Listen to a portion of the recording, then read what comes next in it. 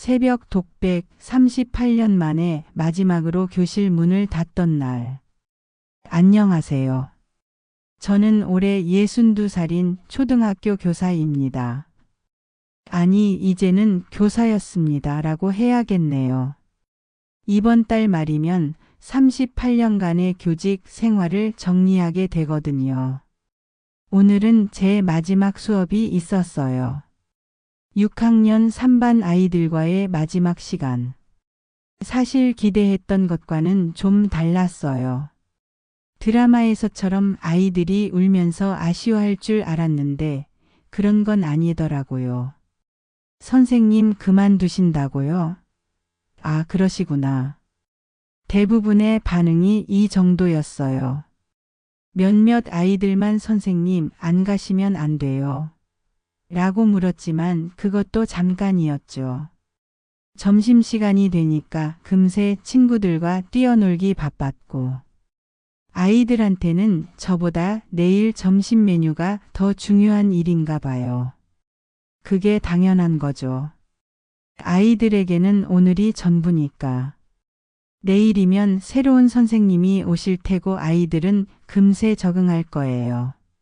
38년이라는 시간이 저한테는 인생 전부였지만 아이들한테는 그냥 6학년 1년의 일부였던 거죠.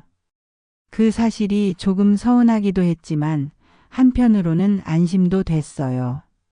제가 없어도 아이들은 잘 지낼 거니까. 38년. 24살에 처음 교단에 섰으니까 인생의 대부분을 여기서 보낸 셈이에요. 첫 발령지는 시골의 작은 분교였어요. 전교생이 30명도 안 되는 곳이었죠. 그때만 해도 몇 년만 하다가 다른 일 찾아볼까 했는데 어느새 여기까지 왔네요. 사실 처음에는 교사가 꿈이 아니었어요. 어려운 집안 형편에 교대가 등록금이 저렴해서 선택한 거였거든요. 부모님도 안정적인 직업이니까 교사나 해라 하셔서. 그런데 첫 수업을 하고 나서 생각이 바뀌었어요. 칠판에 글자를 쓰는데 아이들이 조용히 따라 쓰는 모습을 보면서 아, 이게 내 길인가 보다 싶었죠. 그때부터 정말 열심히 했어요. 밤늦게까지 수업 준비하고 주말에도 아이들 생각하고. 첫 10년은 정말 재미있었어요. 아이들 하나하나가 다 특별해 보였고 가르치는 재미도 있었고. 학부모들도 선생님을 존경해 주셨고 아이들도 말을 잘 들었어요. 그때는 정말 내가 선생님이구나 하는 자부심이 있었죠. 80년대, 90년대만 해도 선생님에 대한 예우가 남달랐거든요. 동네에서도 우리 동네 선생님이라고 부르면서 존중해 주셨고 아이들 부모님들도 선생님 말씀이 곧 법이라고 생각하셨어요. 길에서 제자들을 만나면 90도로 인사하고 부모님들은 우리 아이 잘 부탁합니다 라고 하시고 그때는 정말 보람을 느꼈어요. 아이가 글을 못 읽다가 읽게 되면 부모님이 집에 찾아와서 고맙다고 인사하시기도 했고 수학 문제를 못 풀던 아이가 풀게 되면 선생님 덕분이라고 말해주시고 그런 말들이 제게는 정말 큰 힘이 됐어요. 결혼하고 아이 낳고 키우면서도 마찬가지였어요. 오히려 더 열심히 했던 것 같아요. 제 아이들보다 반 아이들을 더 많이 생각했던 것 같거든요. 남편이 당신은 엄마보다 선생님이 먼저인 것 같다고 농담 반 진담 반으로 말하기도 했었죠. 지금 생각해보니 정말 그랬던 것 같아요. 우리 아이가 학예회를 하는 날 학부모 상담 때문에 못 간 적도 있었고 수업 준비 때문에 가족여행을 미룬 적도 있었어요. 그때는 교육자로서 당연한 일이라고 생각했는데 지금은 좀 후회돼요. 우리 아이들한테 미안한 마음도 들고. 하지만 그게 제 전부였어요. 선생님이라는 정체성 말고는 다른 게 없었거든요. 아침에 일어나면 오늘은 어떤 수업을 할까? 밤에 잠들기 전에는 내일은 어떤 아이를 더 신경 써줄까? 이런 생각뿐이었어요. 친구들이 취미 생활을 하라고 해도 저는 아이들 생각하는 게 더 재미있었거든요. 주말에도 학교에 나가서 교실 정리하고 다음 주 수업 준비하고 그런 게 전혀 힘들지 않았어요. 오히려 집에 있으면 뭔가 허전했죠. 교직 생활이 다 순탄했던 건 아니에요. 특히 2000년대 들어서면서 교육 환경이 많이 바뀌기 시작했거든요. 학부모들이 예전보다 까다로워졌고 아이들도 달라졌어요. 예전에는 선생님이 그러시니까 맞을 거야 했는데 이제는 왜요? 근거가 뭐예요? 라고 물어봐요. 처음에는 당황스러웠죠. 30년 가까이 해온 방식이 갑자기 통하지 않으니까. 아이들이 인터넷으로 정보를 찾아보고 제가 틀린 걸 지적하기도 하고 그럴 때마다 내가 뒤처지는 건 아닐까 하는 불안감이 들었어요. 스마트폰이 생기면서부터는 더 힘들어졌어요. 수업 중에도 아이들이 딴 생각하는 게 눈에 보이고 집중하는 시간도 짧아졌고 제가 열심히 준비한 수업보다 유튜브가 더 재미있는 모양이에요. 15분 이상 집중하는 아이가 거의 없어졌어요. 요즘 아이들은 예의가 없다는 말을 하고 싶지 않았지만 가끔은 정말 그런 생각이 들었어요. 특히 어려웠던 건 학부모들과의 관계였어요. 예전에는 선생님이 하는 말을 그대로 받아들이셨는데 이제는 하나하나 따지고 드는 분들이 많아졌어요. 우리 아이는 왜 발표를 시키지 않았나요? 성적이 이상한데 채점을 다시 확인해 주세요. 다른 반 선생님은 이렇게 하던데 왜 우리 반은 다르게 하나요? 매일 이런 질문들이 쏟아졌어요. 처음에는 성의껏 답변 드리려고 했는데 점점 지쳐갔어요. 어떤 학부모는 아이가 숙제를 안 해와서 혼냈더니 우리 아이 자존감이 상했다고 항의하시더라고요. 그때부터 아이들을 혼내는 것도 조심스러워졌어요. 뭘 잘못 말했다가 학부모한테 문제 제기를 받을까. 10년 전부터는 왕따 문제가 정말 심각해졌어요. 단톡방에서 따돌리기, 온라인 게임에서 괴롭히기, SNS에서 험담하기. 아이들이 하는 따돌림 방식이 점점 교묘해지고 악랄해졌어요. 예전에는 그냥 말로 놀리거나 같이 안 놀아주는 정도였는데 이제는 디지털로 24시간 괴롭히거든요. 매년 이런 문제들이 반복되는데 그때마다 어떻게 대처해야 할지 막막했어요. 5년 전에는 정말 큰 일이 있었어요. 제가 담임하던 반에서 왕따 문제가 생겼거든요. 한 아이가 다른 아이들한테 따돌림을 당하고 있었는데 저는 전혀 몰랐어요. 아이들이 워낙 교묘하게 했거든요. 겉으로는 같이 어울리는 척하면서 단체 대화방에서 그 아이만 빼고 따로 방을 만들어서 놀리고 그 일이 터지고 나서 학부모들이 몰려왔거든요. 선생님, 이런 일이 생기기 전에 미리 좀 알 수는 없었을까요? 아이들 관계를 좀 더 세심하게 살펴봐 주셨으면. 직접적으로 비난하지는 않았지만 그 말투에서 선생님이 부족했다는 뜻이 다 들리더라고요. 특히 한 학부모는 요즘은 이런 일이 많다고 하니까 선생님들도 그에 맞춰서 지도를 해주셨으면 좋겠어요 라고 했는데 결국 제가 시대를 못 따라간다는 소리죠. 그때 정말 화가 났어요. 30년 넘게 이런 일들을 처리해 왔는데 마치 제가 무능한 교사인 것처럼 말하니까. 사실 요즘 아이들 문제는 교사 혼자 해결할 수 있는 게 아니거든요. 집에서도 관리가 안 되고 부모들도 모르는 일이 태반인데 그날 밤에 남편한테 정말 지겹다고 했어요.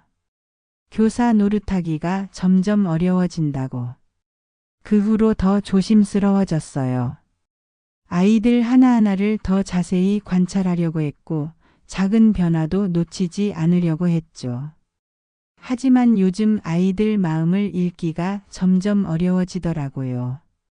예전에는 얼굴만 봐도 얘는 오늘 기분이 안 좋구나 알 수 있었는데 이제는 아니에요. 겉으로는 멀쩡한 척하면서 속으로는 다른 생각을 하고 있거든요.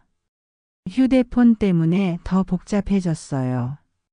아이들이 수업 시간에도 휴대폰 생각을 하고 쉬는 시간에는 바로 휴대폰을 꺼내고. 제가 아무리 재미있게 수업을 준비해도 아이들한테는 게임이나 유튜브가 더 흥미로운 모양이에요. 수업 중에 선생님 이거 언제 써요? 라고 묻는 아이들이 늘어났어요. 국어 공부해서 뭐 해요? 수학은 계산기가 다 해주는데 왜 배워야 해요? 이런 질문들에 어떻게 대답해야 할지 모르겠더라고요. 그래서 정년퇴직이 다가왔을 때 복잡한 기분이었어요.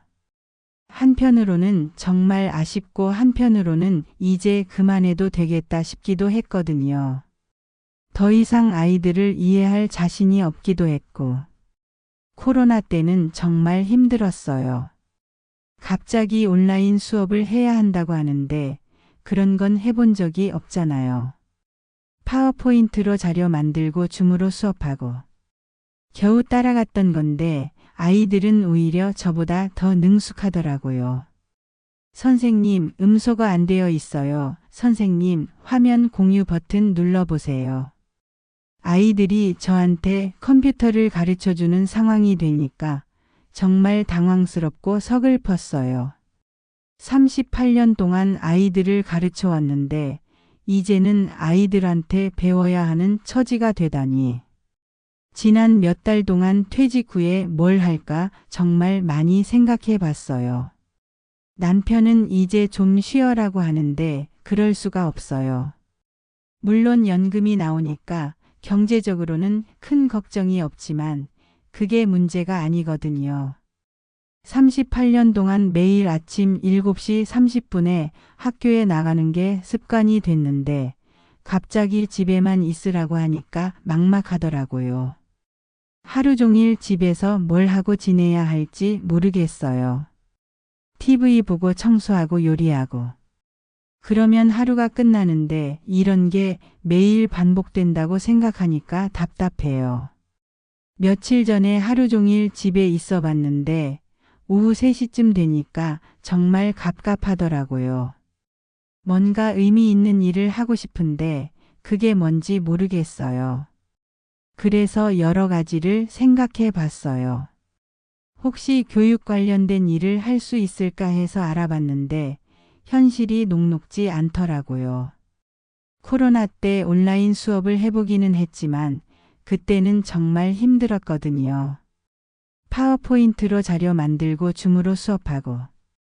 겨우 따라갔던 건데 요즘은 그것보다 훨씬 복잡해졌더라고요. 그리고 나이가 드니까 눈도 침침해져서 컴퓨터 작업을 오래 하기가 힘들어요. 예전에는 밤늦게까지 수업 자료 만드는 것도 괜찮았는데 이제는 1시간만 해도 눈이 아파요. 그렇다고 완전히 다른 분야를 시작하기에는 나이도 있고 용기도 안 나고. 동네에서 뭔가 할 수 있는 일이 있을까 생각해 봤지만 마땅한 게 없어요.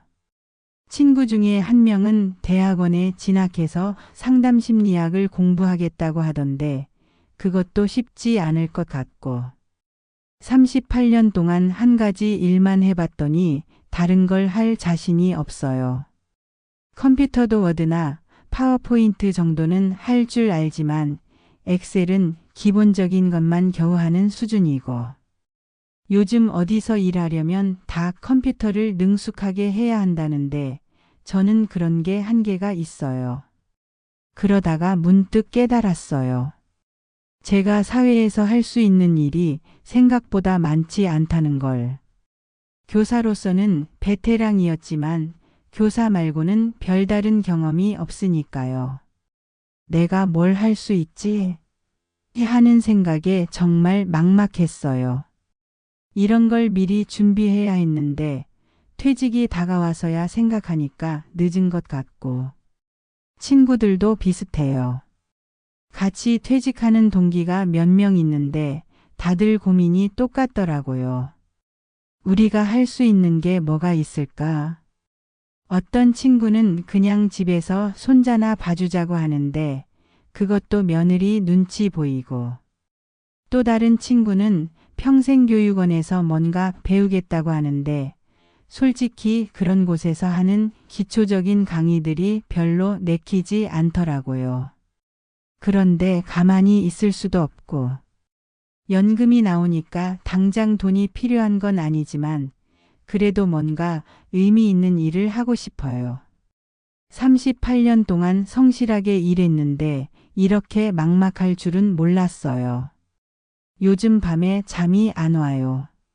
내일부터 뭘 하고 살아야 할지 모르겠어서. 아침에 일어나도 갈 곳이 없다는 게 이렇게 허전할 줄 몰랐어요.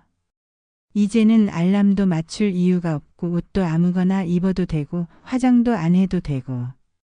처음에는 자유롭다 했는데 며칠 지나니까 이게 자유가 아니라 그냥 무기력이더라고요. 남편한테 나 쓸모없는 사람 된 것 같다고 했더니 무슨 소리냐. 38년 동안 얼마나 많은 아이들을 가르쳤는데라고 하더라고요. 맞는 말이긴 하지만 그게 지금 제 현실을 바꿔주지는 않거든요. 과거의 일은 과거의 일이고 지금 제가 할 수 있는 일이 중요한 건데. 오늘 마지막 수업을 마치고 교무실을 정리하면서 여러 생각이 들었어요. 38년 동안의 모든 것들이 상자 몇 개에 들어가는구나. 교사용 지도서들, 아이들이 써준 편지들, 각종 상장들, 수업 자료들. 이게 제 인생의 전부였는데 이제는 그냥 추억이 되는 거네요. 특히 아이들이 써준 편지들을 보니까 마음이 복잡했어요. 선생님, 고마워요. 선생님 덕분에 공부가 재미있어졌어요. 선생님 같은 어른이 되고 싶어요. 이런 편지들을 보면서 내가 정말 의미 있는 일을 했구나 하는 생각이 들었어요. 하지만 동시에 이제 이런 편지를 받을 일도 없겠구나 하는 서운함도 들었고. 동료 선생님들이 고생 많으셨어요 하면서 작은 선물도 주셨지만 왠지 서먹서먹했어요. 내일부터는 이분들과도 매일 볼 수 없다는 게 실감 나더라고요. 점심시간에 함께 도시락 먹으면서 아이들 이야기하고 방과 후에 커피 마시면서 하루 일과 정리하던 일들. 그런 소소한 일상들이 이제 끝나는구나 싶으니까 허전했어요. 집에 와서 남편한테 정말 끝났구나 했더니 끝이 아니라 새로운 시작이지라고 하는데 새로운 시작이라고 하기에는 너무 막막해요. 하지만 어쩔 수 없죠. 시간은 흘러가는 거고 저도 받아들여야죠. 다른 분들도 다 이렇게 하시는 거니까. 제가 너무 교사라는 일에만 매달려 살았나 하는 생각도 들어요. 다른 취미도 만들어두고 다른 관계도 만들어두고 다른 일도 경험해봤으면 좋았을 텐데. 그런데 그때는 그럴 여유가 없었어요. 아이들 가르치는 일이 너무 바빴고 그것만 해도 충분히 보람 있었거든요. 지금 와서 후회해봐야 소용없지만 그래도 아쉬운 마음은 어쩔 수 없네요. 당장은 뭘 해야 할지 모르겠지만 조금씩 찾아볼 생각이에요. 무리하지 말고 제가 할 수 있는 범위에서. 혹시 저처럼 막막한 분들이 계시다면 우리 혼자가 아니라는 걸 알아주세요. 다들 비슷한 고민을 하고 있고 다들 답답해하고 있어요. 그래도 하루하루 살아가다 보면 뭔가 길이 보이지 않을까요? 지금은 불안하고 막막하지만 그래도 포기하지는 않으려고 해요. 38년 동안 한 번도 포기하지 않고 살아왔으니까 이번에도 뭔가 방법을 찾을 수 있을 거라고 생각해요. 시간이 좀 걸릴 뿐이지.